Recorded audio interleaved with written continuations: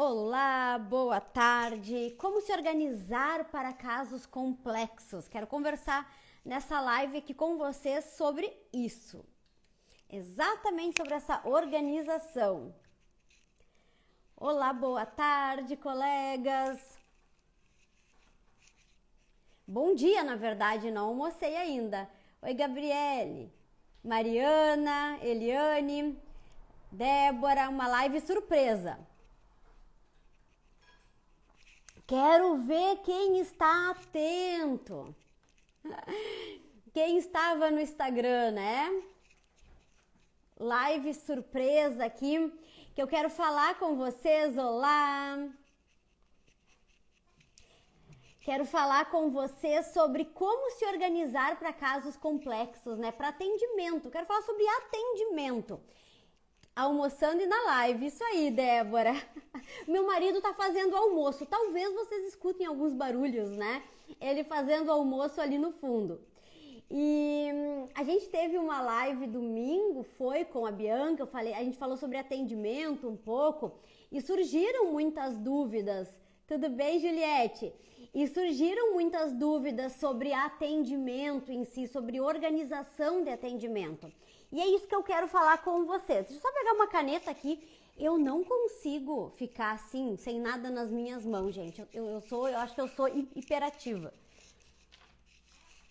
Eu tenho que estar falando com algo na mão, tá escrevendo, a pessoa não consegue, sabe? Ficar assim, sabe? Sem estar gesticulando muito. Vocês estão me vendo e me ouvindo bem? Digam se estão me vendo e me ouvindo bem. Que a gente vai falar um pouco de organização para atendimento. Vou falar um pouquinho para vocês como que funciona o meu atendimento, como que eu fazia antigamente, que eu acho que é o que muitos colegas fazem no início, né? Até ir pegando jeito, se organizando. Certo, Mariana, vendo e ouvindo bem. Thalita, tudo bem? Então a gente vai falar sobre essas questões. E eu queria aproveitar, inclusive, para dar as boas-vindas, viu, os novos alunos do curso de prática de divórcio. As matrículas encerram amanhã, viu, gente? Não esqueçam, as matrículas encerram amanhã. Amor, fecha a janela lá que o cachorro do vizinho começou a coar. Boa tarde, tudo bem? As matrículas encerram amanhã, não esqueçam disso. Tá? E sejam todos bem-vindos, os novos alunos aí da turma 5. E agora a gente vai falar sobre organização.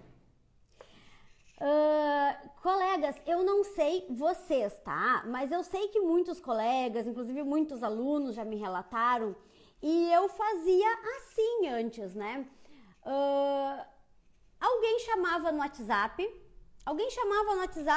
Bárbara, quero agendar uma consulta, tá? Aí vamos agendar, ok. Perguntava no máximo o assunto, né? Qual é o assunto?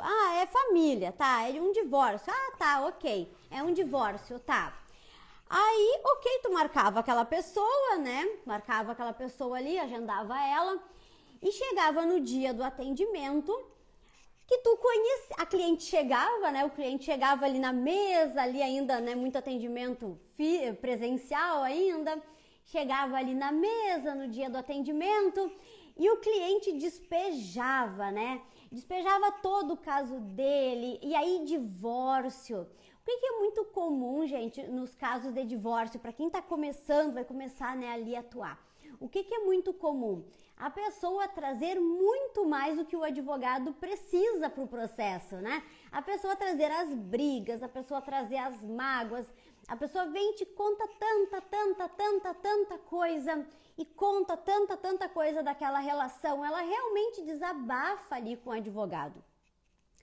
E tu tá conhecendo o caso ali naquele momento, tu tá conhecendo os detalhes do caso naquele momento. E se tu tá iniciando na advocacia, tu ainda não tem a experiência para já filtrar na hora o que importa, o que não importa, o que realmente importa para o processo de divórcio.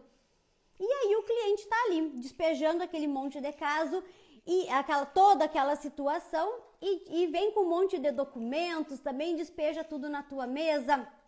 E aí ele começa a te falar que existe um imóvel que comprou do vizinho e que aí não passou pro nome deles e que aí eles ainda construíram em cima desse imóvel e que depois eles estão pensando em doar isso pro filho.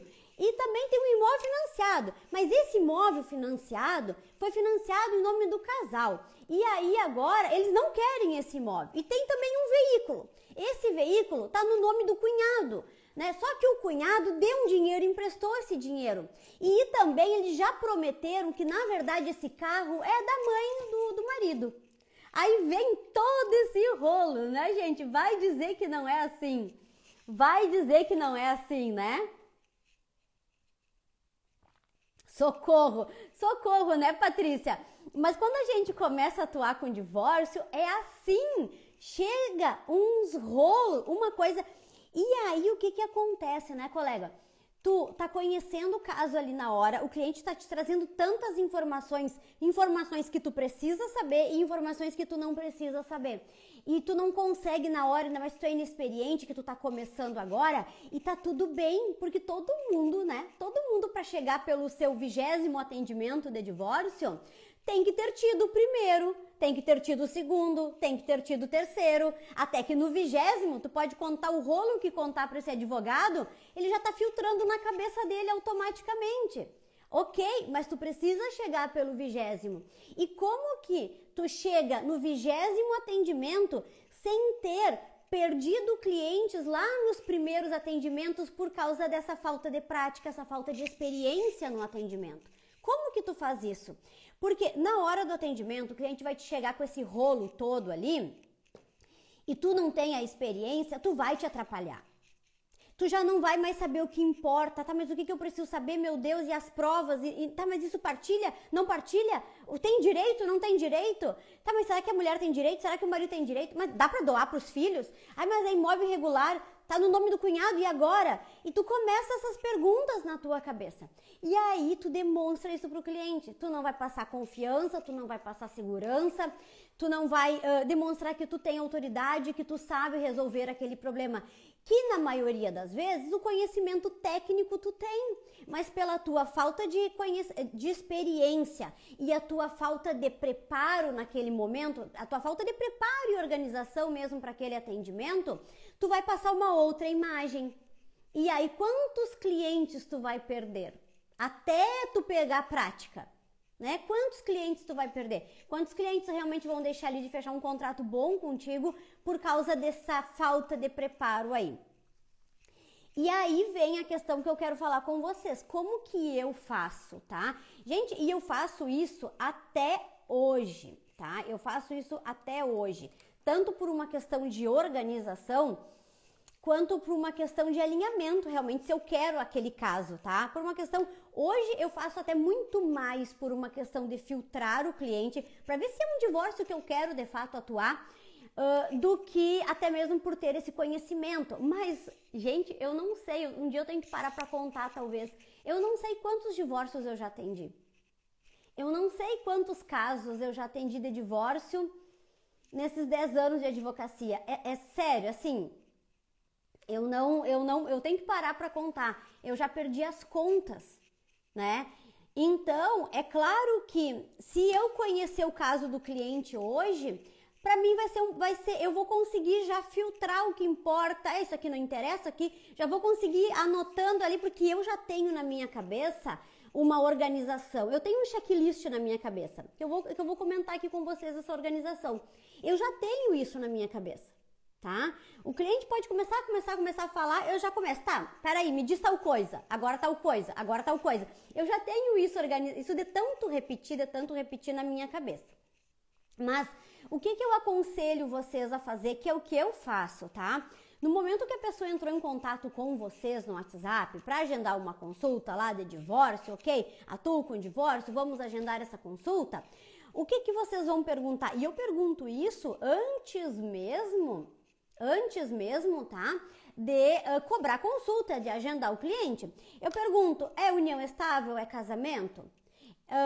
Tem aí a certidão de casamento para me enviar, para eu olhar o regime de bens? O que eu pergunto? Eu pergunto quais são os bens, peço para ela me listar quais são os bens que existem. Os bens estão em nome de quem? Esses bens estão quitados, estão financiados? Por acaso tu tem provas desse patrimônio? Eu já faço essas perguntas, eu já conheço o caso e a pessoa ela conta, eu já peço para ela me contar ali também o caso. Então, todo aquele rolo, toda essa história que eu falei aqui, que antes o cliente ia despejar no dia do atendimento ali para ti e tu já ia ficar perdido com aquilo ali, ele já vai despejar no WhatsApp para ti antes, tá?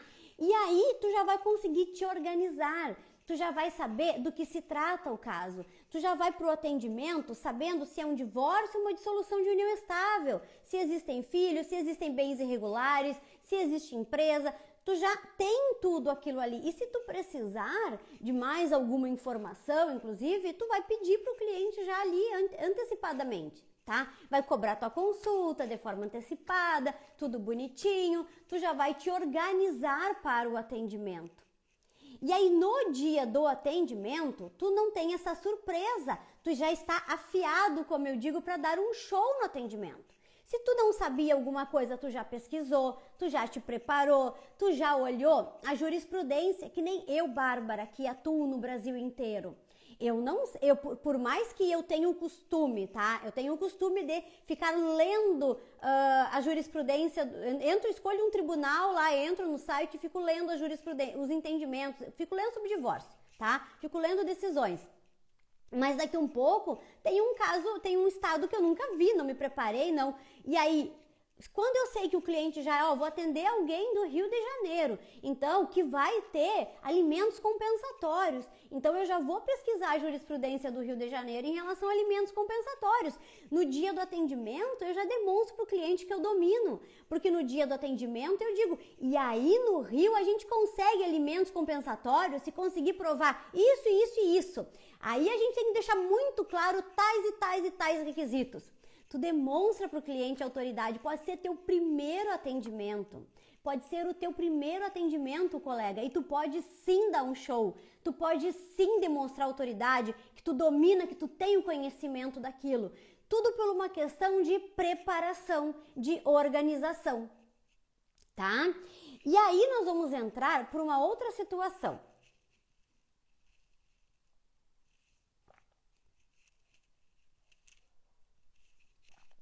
Uma outra situação que é muito comum, inclusive muitos colegas às vezes pagam uma consulta comigo porque eles estão com um caso super complexo. E aí quando eu vou analisar o caso, ele até é complexo, mas eu vejo que o maior problema nem é a complexidade do direito propriamente, mas é a organização. Exatamente porque o colega não tem um método, né? Não tem uma organização na cabeça dele, não tem um checklist, não tem uma ficha de atendimento, que nem os meus alunos têm lá no curso, a gente tem a fichinha de atendimento, a gente tem tudo exatamente organizado. E aí o colega, ele não tem aquilo ali, e é claro, o cliente vai chegar com aquele monte de informação, com aquele rolo, tá? Com aquele rolo que comprou do tio, que vendeu pro primo, aí comprou uma procuração, e aí passou, mas aí já não tem mais a procuração, não, mas agora até já vendi, na verdade, depois da separação de fato, e aí vem toda aquela situação, e o colega, meu Deus, isso aqui é super difícil, e só falta uma organização, que é essa organização que eu quero falar pra vocês, tá? Que fazem, inclusive, muitos colegas se perderem na hora de construir a petição inicial, de focar naquilo que realmente interessa. O primeiro ponto, gente, e é isso que na minha cabeça, quando o cliente começa a falar, eu já vou perguntando. Primeira questão é, que relacionamento é aquilo ali, tá? Ah, é um casamento? É uma união estável? Então, qual é a data de início? A data de início do relacionamento, a data de fim da separação de fato e qual o regime de bens. Esse é o primeiro ponto, vocês precisam saber e eu já vou anotando. A pessoa vai falando, eu já vou anotando a data, o regime. Por quê? Porque o primeiro ponto é saber quando começou o relacionamento, quando terminou com a separação de fato, porque cessa a comunicação do regime de bens, e qual o regime de bens. Ah, é comunhão parcial de bens. Ok, estamos diante de um relacionamento, de um casamento ou de uma união estável com comunhão parcial de bens, data início, data da separação de fato. E agora, o patrimônio. Tu precisa começar, ele começa a te trazer um monte de patrimônio. Tem o veículo matrícula, o imóvel matrícula X. Tu já vai pegar o imóvel matrícula X. Eu faço assim, eu organizo uma pastinha, eu coloco lá o imóvel matrícula X e coloco os documentos que provam a propriedade desse imóvel, a matrícula, tudo aquilo que prove a aquisição. E a primeira coisa que eu vou olhar, o que é a primeira coisa que vocês têm que olhar? Tá lá contando todo o rolo. Tá, vamos lá. Tem esse imóvel que vocês moram. Tá em nome do casal? Tá. Tem a matrícula? Tem, tá. Aí tu dá uma olhada. Me manda aí a matrícula. O imóvel foi adquirido? Tá, foi adquirido no período entre o início e o final da relação. Perfeito. Tá, então é um imóvel, né, que vai partilhar, em regra, o patrimônio comum do casal. Mas não tem a matrícula? O que tu tem que prove a data da aquisição? Porque qual é o primeiro ponto, gente? O segundo ponto, na verdade, depois que tu está ali, claro na tua cabeça, a data de início e a data de fim do relacionamento, tu tem que pegar todo aquele patrimônio, pega um patrimônio por vez que o cliente está te falando e olha a data de aquisição, para ver primeiro se está dentro do período. É isso que tu vai te organizando. E aí eu vou organizando por pastas e vou colocando as provas. Aí eu vou tudo que o cliente vai me mandando, as provas de propriedade do imóvel, e coloco tudo dentro da pasta daquele mesmo imóvel. E eu vou organizando, porque quando a gente for construir a petição inicial, e aí que muitos colegas também se perdem, o que eu tenho que deixar muito claro e provado para o juiz? Cabe ao autor provar, né? O ônus do autor é provar, os atos constitutivos do seu direito, não é? Cabe ao autor fazer a prova do seu direito. Então, se eu entro dizendo que existe uma união estável, primeiro ponto, provas da união estável, do início do fim. E se eu digo que existe um imóvel que foi adquirido durante, segundo ponto, provar a aquisição, a existência deste imóvel, a existência deste veículo. Então, é isso que tem que ficar muito claro quando tu é o autor, por exemplo, do processo. Então, quando o cliente chega te contando toda essa confusão, toda essa loucura, tu tem que já na tua cabeça começar a separar, tá? Que tipo de relacionamento, início e fim? Deixa eu pegar agora, isola e bem por bem que o cliente está te mostrando, te falando. Isola bem por bem. E a primeira coisa é saber o regime de bens, tu vai saber se aquele bem comunica, olhar a data de aquisição daquele bem. Agora, ele tá quitado? Tá quitado. Foi quitado dentro do relacionamento, perfeito. Não tá quitado, é financiado. Quanto que foi pago durante? Me vê o contrato de financiamento. Ok, tá, vamos aqui analisando.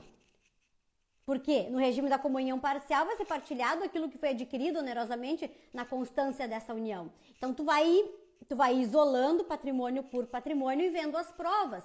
E aí, muitos colegas caem no erro lá na petição inicial de se deixando levar, tá? Por todo, desde lá do atendimento, vão se deixando levar por todo o rolo, tudo aquilo que o cliente vem trazendo que muitas vezes nem interessa para o processo e colocam isso no processo. Toda aquela confusão que o cliente trouxe, eles colocam no processo, eles não filtram e não organizam e acabam que não provam aquilo que de fato é importante, a existência do relacionamento, a existência do patrimônio que foi adquirido durante o relacionamento, que é algo tão simples, tão óbvio, e que por uma falta de organização e por uma falta às vezes de experiência e prática, não se faz, não se organiza. Faz sentido isso que eu tô falando para vocês? Vocês estão conseguindo acompanhar? Tá fazendo sentido? Sim, é a separação de fato, Thaís, tá? Mesmo morando no mesmo teto, a questão é provar essa separação de fato quando ainda moram sob o mesmo teto. Eu tenho um caso assim, é dificílimo tu fazer uma prova de uma separação de fato quando estão sob o mesmo teto. Então é sempre orientar o cliente, se ainda está naquela situação, ele fazer provas disso, né?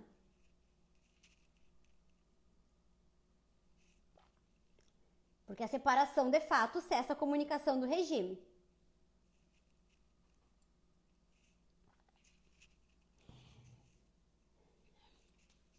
Gente, às vezes, né, a gente se depara, ó, o pessoal tá dizendo que sim, que tá ficando claro. E dedo no coraçãozinho, não esqueça aí, dedo no coraçãozinho. Para Instagram entregar mais aí a live. Então, muitos casos que o colega chega pra mim, Bárbara, é muita coisa, meu Deus, que confusão, que não sei o quê. E eu peço pra ele me enviar tudo antes. A primeira coisa que eu começo é fazer isso, eu começo a organizar. E aí eu vejo, não, mas não tem confusão, não tá difícil, não é complexo o caso, não. Sabe, não é um caso difícil, só tava faltando o colega enxergar, ele organizar e enxergar as coisas. Enxergar exatamente isso. E aí, se tu não faz isso, às vezes eu pego, gente, casos, 1000 corações pra ti.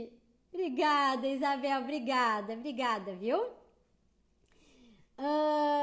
E às vezes eu pego casos assim, gente, que eu vou fazer a defesa e eu começo a demonstrar, eu desconstruo toda a petição inicial do colega na defesa, só mostrando que ele não provou o que ele deveria ter provado. Ele se perdeu, ele se perde trazendo situações que não interessam, a culpa pelo relacionamento, pelo término, porque o cliente traz essa bagagem. O cliente vai te trazer isso, ele vai desabafar, ele vai te falar da traição, ele vai te falar de tudo que ele vivenciou, de tudo que passou, das humilhações, ele vai te falar que ele abriu mão, de tudo que ele abriu mão. E aí tu acaba te contaminando com todas essas informações. E traz isso. E aí, na hora de fazer a defesa, eu sempre digo, a gente tem que ir aqui também, ó. Provou isso que deveria ter provado? Provou o relacionamento, uma união estável, trouxe provas? Provou a aquisição desse patrimônio? Olha as datas. Gente, sem mentira nenhuma, eu peguei uma defesa para fazer esses tempos. Olha só, tá? Olha só. Eu peguei uma defesa para fazer esses tempos que tinha passado já pela minha equipe, tá? Isso até já tinha passado pela equipe. Estavam fazendo a defesa em relação àquele imóvel, né? Tinham feito toda a defesa ali do patrimônio, enfim, tinham feito a defesa. Quando veio para a minha revisão, quando veio para a minha correção, a primeira coisa que eu fiz foi olhar a escritura pública de união estável do casal. A primeira coisa que eu fiz foi olhar.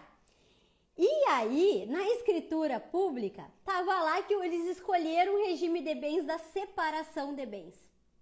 A advogada que entrou com a petição inicial, ela não tinha visto.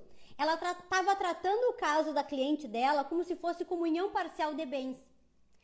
O pessoal da minha equipe, quando fez ali a defesa, fez o esboço ali da defesa, também não verificou isso. Também não foram numa coisa importantíssima, que é olhar o regime. Aí quando eu olhei, que a primeira coisa que eu disse, deixa eu ver essa escritura pública. Primeira coisa, separação de bens. E digo, gente, pelo amor de Deus, não tem patrimônio comum aqui. Não existe patrimônio comum e separação de bens. Eles têm uma escritura pública de união estável com separação de bens. Olha só, a coisa mais básica, mais simples. Só que muitas vezes, por o cliente chegar, o cliente talvez chegou contando toda a história. Nosso imóvel.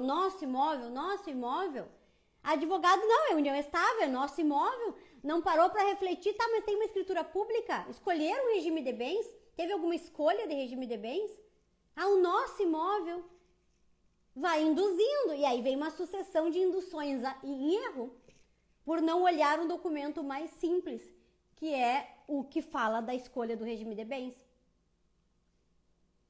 O cálculo da divisão dos valores pagos no imóvel durante a união deve ir na inicial? Não precisa, Flavinha, tá? Não precisa. O que tem que ficar muito claro é o período do relacionamento. Eu sempre falo, que foi pago durante o relacionamento tantas parcelas, o qual o valor deve ser apurado em sede de liquidação de sentença, ou que foi pago, a minha cliente tem direito a 13% do imóvel em razão das parcelas que foram pagas. Vai depender do tipo de pedido que eu vou fazer, né?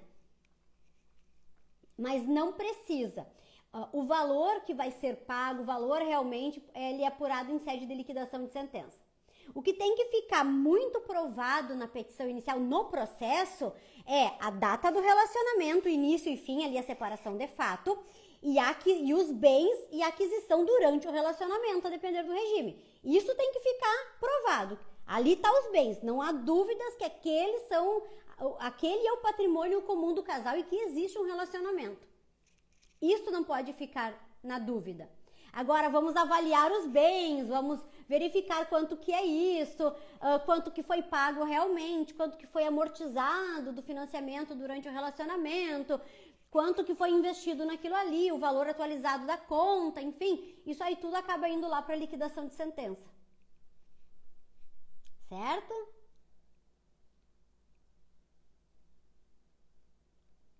E, gente, e aí o que a gente vê, o que eu vejo nesses meus 10 anos de advocacia, né? Tem muita gente que não tá fazendo o básico bem feito. Tem muito colega que não está fazendo o básico bem feito. O simples bem feito.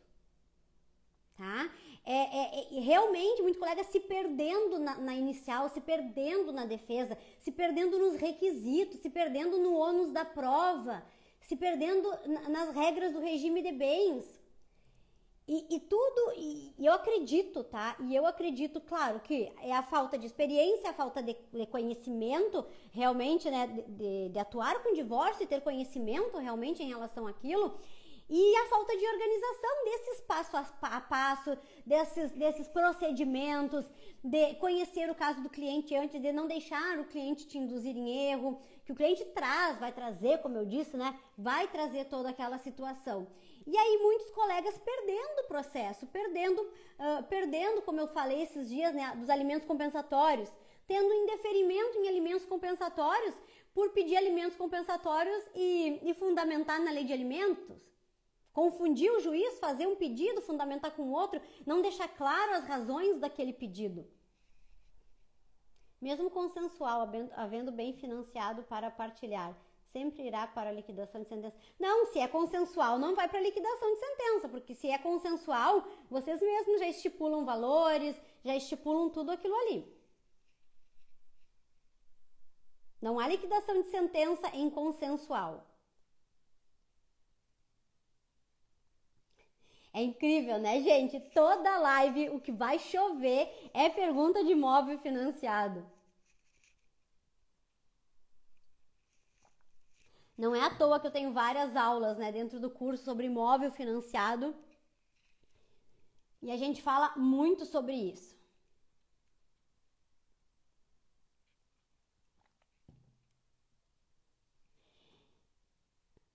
Se tem mais alguma dúvida, que realmente a live era para ser mais ligeirinha hoje, né, para trazer isso aqui para vocês se organizarem, né, para vocês conhecerem. Qual é a minha dica? Conheçam o caso antes, perguntem, façam as perguntas importantes, peçam os documentos já necessários antes, se preparem, cheguem já realmente no dia do atendimento. E quando começa a ter toda essa função, pensem nisso, relacionamento, os bens, vão isolando imóvel por imóvel, né? Bem por bem, vão pensando, bom, tem que primeiro a aquisição. Qual é a primeira lógica depois do regime, né? Que nem o caso dessa colega que entrou lá com a petição inicial. Primeira lógica, é um regime de comunicação de bens? Ah, é um regime de comunicação de bens. Agora, então eu tenho que provar que esse imóvel foi adquirido durante o relacionamento. Divórcio, comunhão parcial, só tem bens particulares, mas o marido deu 28 mil para pagar 2 anos de financiamento do carro da esposa, que é bem particular. Ele tem direito ao carro? É que é complicado, tá? Porque ele deu 28 mil, né? Em que situação ele deu esses 28 mil para ela?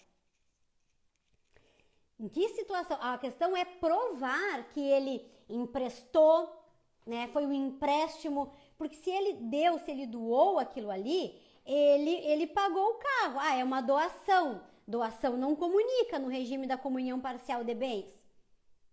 Doação não comunica. Então, tudo vai na questão da prova de a que título eu dei esses 28 mil. Porque imagina, ele pode simplesmente dizer que ele deu para pagar, que ele nem doou nem emprestou. E aí ele tem direito no carro. Ele tem direito no que foi pago do carro.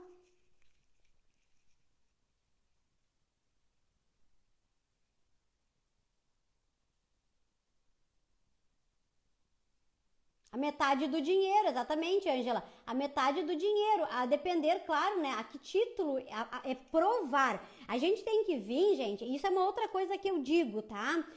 Que há muita confusão e tem que vir para a regra básica sempre. Sempre comecem pelo básico. Comunhão parcial de bens. Tudo que foi comprado, aquilo que foi pago pelo casal durante o casamento, vai partilhar. Essa é a regra básica.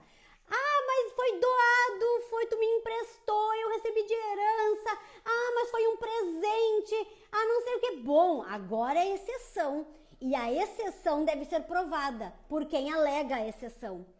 Quem alega o patrimônio comum deve provar o quê? A existência do patrimônio adquirido na constância da união. Agora, não, que esses 28 mil eu te emprestei porque foi doado, ou porque foi doado, porque não sei o quê, tu não tem direito nesse valor, tananã. Bom, agora tu vai ter que provar isso ali. Então a gente sempre tem que vir pela regra.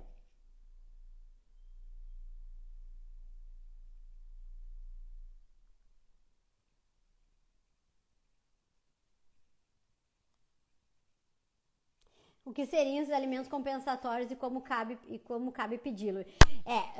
Dani, isso aqui eu fiz uma live só sobre esse assunto esses dias, tá? Porque não é um tema rápido. Mas alimentos compensatórios, eu vou dar uma resumida aqui bem rapidinho. Alimentos compensatórios é quando, com o divórcio, com a separação, ou há uma queda abrupta no padrão de vida de algum do marido ou da mulher, tá? Ou quando toda a posse e administração, quando a posse e administração dos bens comuns do casal estão apenas com o João.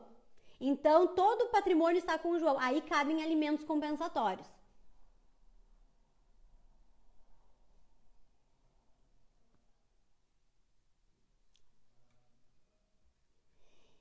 Então tá, gente, era uma live mais rapidinha pra gente falar sobre isso, tá? Não esqueçam, já entraram muitos alunos na turma 5. Meu curso de prática de divórcio está com as matrículas abertas, encerra amanhã. Não deixa, porque é sempre assim, depois que eu encerro as matrículas, um monte de colegas me chamam no direct pedindo para que abra novamente. Eu não vi, agora que eu perdi. Não deixa para a última hora, não deixa para o último momento. Vai lá, o link tá na minha bio, tá? Vai lá, faz a tua matrícula. O curso ele é muito prático, é um excelente curso, sem sombra de dúvidas, né? E tem muitos depoimentos, inclusive, ali, e tudo isso tem lá no curso. Toda essa organização, aulas sobre essa organização, o modelo de ficha de atendimento, que tu entrega um plano de ação para o teu cliente, todos esses documentos, tudo isso tem lá no curso, inclusive. Assim, é só pegar e entender e aplicar. Então tá, gente. Vamos almoçar. Um beijo para vocês, um ótimo dia, uma ótima tarde, tá? Beijo!